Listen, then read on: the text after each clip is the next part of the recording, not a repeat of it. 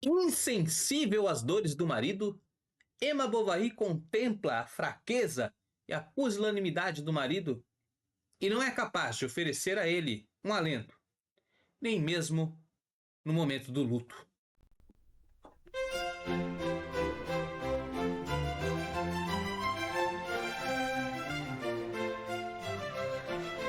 Muito bem, meus caros, sejam bem-vindos ao Além da Leitura. Estamos analisando a obra de Gustave Flaubert, Madame Bovary. Se você, assim como eu, gosta da boa literatura e sabe que ela é capaz de formar a nossa alma através dos personagens, das situações que o circundam, você encontrou o canal certo. Porque aqui a boa literatura não é um artefato histórico. Nós não somos historiadores que estão olhando como quem diz: nossa, Flaubert descreve a sociedade do século XIX. Não.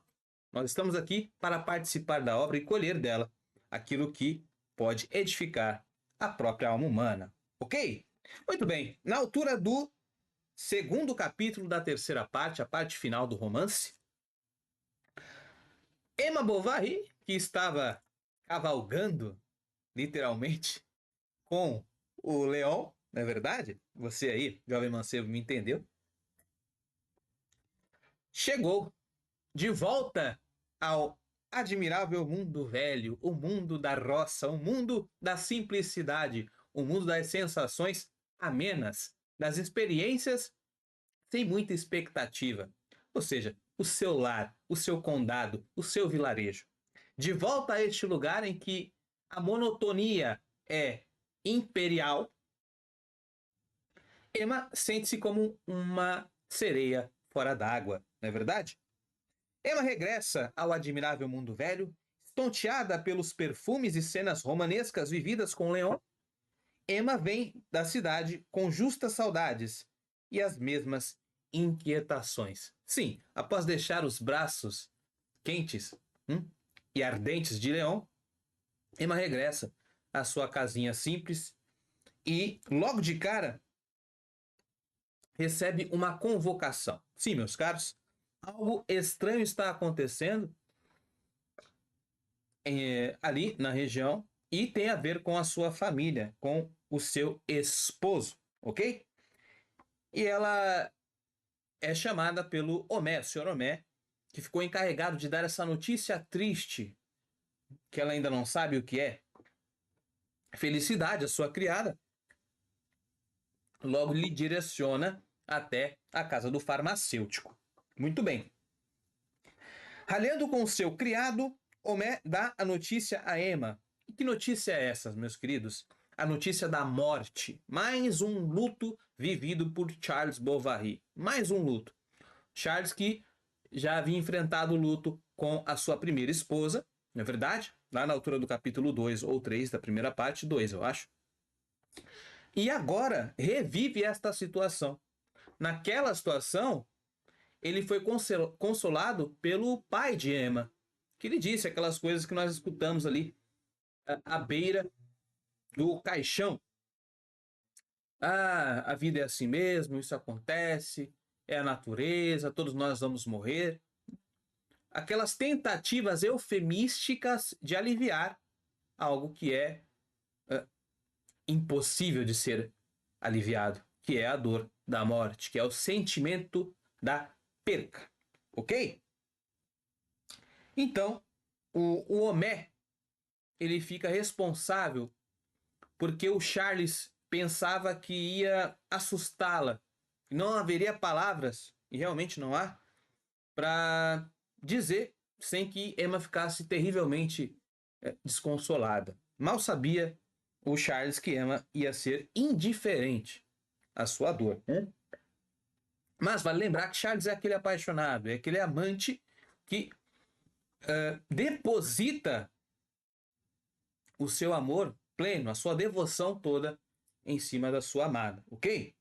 Então, ela vai até a casa do farmacêutico, só que, como nós conhecemos, o Homé, ele é um sujeitinho, né, que só pensa em si, que só quer títulos, que só quer ser visto. É um sujeito bastante egoísta. né?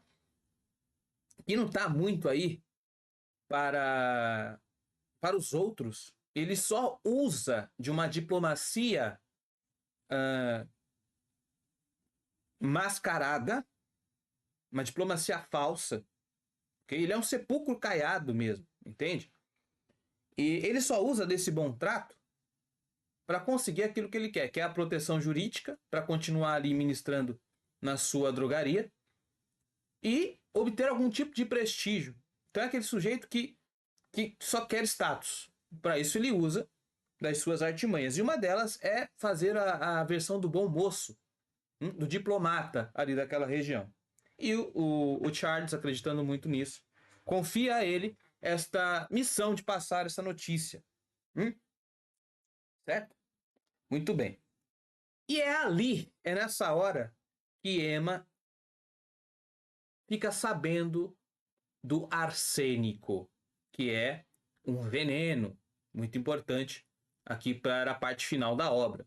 Mas é ali que ela trava o primeiro contato com este composto químico que pode ali levar qualquer um à morte. E é muito interessante observar que o Flaubert coloca na boca do Homais esta insinuação de que com aquilo poderia se obter o suicídio. Poderia se cometer o suicídio a partir do envenenamento. É interessante você prestar atenção nisso, tá? Insensível às dores do marido, vê em seu companheiro a fraqueza de um homem pobre, endividado, pobre de espírito porque não tem uma fortaleza para suportar todos esses desafios, essas circunstâncias, e pobre também na questão pecuniária. A família Bovary, o Charles Bovary em si, muito graças às extravagâncias de Emma, estão ali na pendura, na pindaíba, certo? Com a caderneta cheia de dívidas e com a poupança vazia de dinheiro, tá? Muitas dívidas a pagar, pouco a receber, enfim. É uma situação precária, tá? E Emma, né, contemplando aquele pobre homem que não lhe desperta nem mesmo compaixão no momento do luto, né? Nem no momento triste, Emma é capaz de se compadecer do Charles, tá? E é interessante nós lembrarmos que da primeira vez que o Charles passou pelo luto, também não há nenhuma menção a algum tipo de compaixão, alguma palavra de ternura da parte de Emma, tá? Interessante também notarmos isso.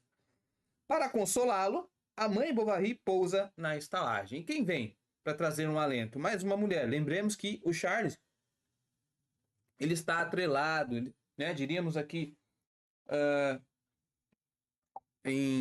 se tratando de conceitos junguianos, interessante você ler este livro aqui, tá? Animus e Anima, os parceiros invisíveis.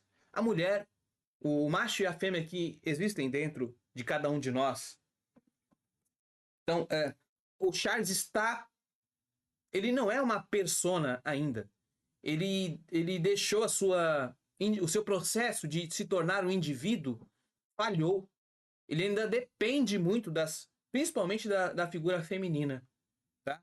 E mais uma vez é a mãe que vem. Eu não estou dizendo aqui que a mãe não poderia vir no momento de luto, obviamente, mas se você está acompanhando esta saga de aprofundamento deste romance, você está entendendo o que eu estou falando, tá? Sobretudo se você acompanhou a primeira parte, em que essa fraqueza de ânima, esta pusilanimidade de Charles, nós procuramos entender a partir de como foi a sua criação, como essa personalidade até aqui foi formada.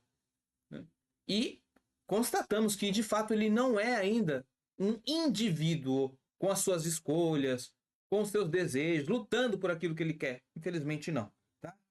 Enfim, é a mãe Bovary que vem e acaba ficando um pouco ali com eles, fazendo as vezes da esposa que devia o consolar, ok? Consolá-lo, né?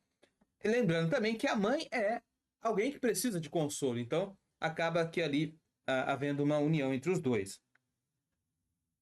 Muito bem, enquanto isso, o que Emma está a fazer? Emma está a pensar em Leon, ela vê aquilo como e de fato há um contraste, né?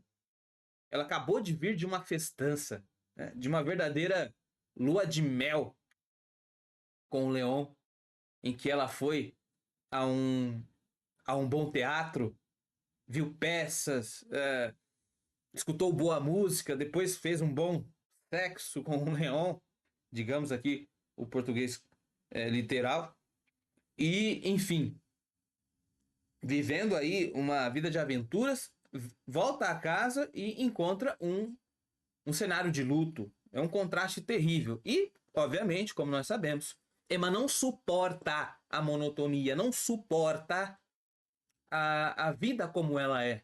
Ela vive a vida de fantasias. É uma pessoa com uma inquietação absurda. Digamos que tem um buraco que não pode ser preenchido. Mais tarde, no final do romance, nós vamos refletir mais sobre isso. Não é? Muito bem. Enquanto Charles padece, chora, lamenta, Leroux faz cobranças de títulos e de empréstimos. Chantageia Emma. E aproveita para vender mais uma peça de roupa extravagante e desnecessária. Por quê, meus caros? Ora, ele aproveita este momento de fraqueza, tanto de Charles quanto de Emma, para empurrar mais bugigangas para que Emma possa comprar e cobrar o pobre do Charles, que não vai ter muitas saídas ali, a não ser fazer mais empréstimos em cima de mais empréstimos, assinar promissórias em cima de outras promissórias. É como usar o cheque especial para pagar a conta do cartão de crédito, tá? Nos dias de hoje. Então, o Leroux se aproveita aí. O Leroux é uma personagem também demoníaca, que vive pelo dinheiro, vive da usura, do empréstimo a juro, e com isso vai construindo ali o seu patrimônio, ok? E Emma compra ali um vestido, entre tantos outros que ela já tinha, compra mais um para poder ir ali no funeral. Funeral esse que ela nem estava se importando muito, ok? Prometendo equilibrar as finanças, fazendo-as serem revistas por um bom advogado, a senhora Bovary, por insistência de Charles, parte para Rouen, em busca dos favores comerciais e amorosos de quem? De quem? De Leon. Passa 3 dias em uma verdadeira lua de mel, meu querido. O que acontece? Emma, vendo que o marido ali não dava conta, por conta do luto, de sanar as dívidas e querendo fazer uma espécie de revisão daquelas letras, daqueles contratos, deseja levar os contratos até um advogado. E quem, meus queridos? É óbvio, ela vai levá-lo ao próprio Leon, ok? Vai levar lá e aproveita para passar 3 dias com ele. É interessante notar que geralmente nós temos aqui 3 dias de luto, né?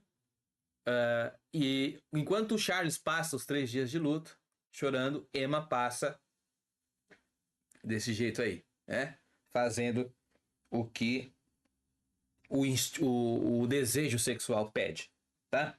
Ela vai com essa promessa de equilibrar as contas e vai trocar o óleo, tá certo, meus queridos? Passa um bom tempo ali com Leon. 3 dias. 3 dias de farra. 3 dias de felicidade.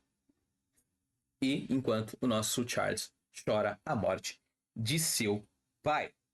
Tá certo, meus caros? Bom, este foi o segundo capítulo da terceira parte de Madame Bovary. Se você, assim como eu, gosta da boa literatura e gosta dos assuntos aprofundados, colher da leitura, fazer o que a etimologia da palavra ler significa: colher, leggere, colher, aquilo que de mais especial ela tem, e dialogar com a obra, conversar com a obra, porque é assim que nós a entendemos. Flaubert não queria descrever uma sociedade, ele tirou um raio-x da alma, e é só lendo assim, com profundidade, além da leitura, que nós podemos entender o que se passa também na nossa alma, tá certo?